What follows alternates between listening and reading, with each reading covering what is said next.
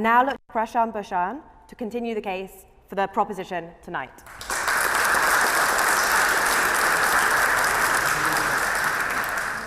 Thank you, Madam President. As I stand here to advance this motion, I don't know where to begin. Where to begin to talk about the havoc that the Modi government has wrought to India. Should I start with the economy, which he has wrecked with his absolutely ridiculous, unthought out policies like demonetization?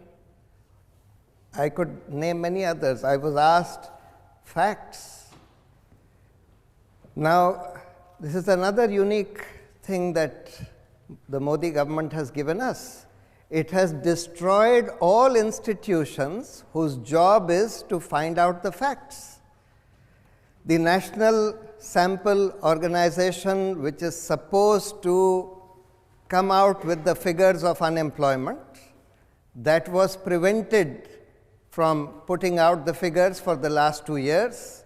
When finally the figures which they had collected leaked out, which showed that far from creating jobs, he had actually destroyed more than 1 crore jobs in the last 1 year alone, that is more than 10 million jobs in the last 1 year alone, then the heads of these statistical organizations which were responsible for creating these figures, they were attacked by the government and they had to resign.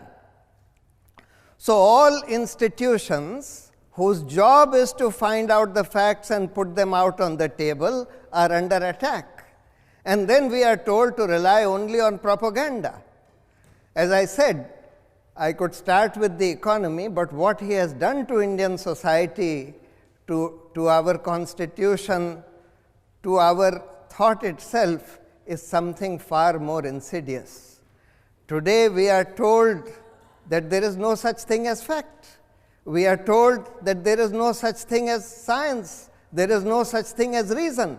That everything depends upon the will of the people. If the people say that black is white, then black is indeed white. This is what we are being told. If the people say that in ancient India, as Modi said, we had developed plastic surgery and Lord Ganesha's trunk was a fine art of plastic surgery in the past, or as he said, that Karn from Mahabharata, from this ancient epic Mahabharata, was born as a test tube baby. He was an example of in vitro fertilization. Or as he said, that clouds do not allow the radar to see the planes, and therefore I asked the Air Force, against their wishes, to go and strike Balakot when the weather was unfavorable, etc. I mean, do we just disregard reason, critical thinking? Do we just disregard facts merely because we have been told to believe certain facts or certain fiction because of the propaganda that has been spread? That's the other damage that he has done, that he has reduced the media by controlling large sections of the media through inducements, through threats, etc., to just instruments of propaganda, instruments of spreading hate against Muslims, against minorities, etc. So there is an attack on reason, there is an attack on science, there is an attack on civilized values themselves, civilized discourse itself. For example, if you say anything against Mr. Modi, you are likely to be lynched by mobs on the streets. If you are a Muslim, you are going to be lynched on by mobs on the streets with the police just looking on. If you say something even on the social media against Mr. Modi, you are going to be lynched on the social media by being given threats of rape, or if you are a woman, threats of rape, otherwise threats of being killed, etc. And this whole social media lynch mob, as I call it, is controlled by no other person than Mr. Modi himself. You only have to read a book called I Am a Troll, written by one of India's finest journalists, Swati Chaturvedi, to find out that this whole social media lynch mob, whose job is to spread fake news, false information, hate, and to abuse its opponents, is controlled by Mr. Modi himself, who on a daily basis gives instructions who is to be attacked today, who is to be trolled today, etc. And it's an attack on all institutions of governance, all institutions of democracy.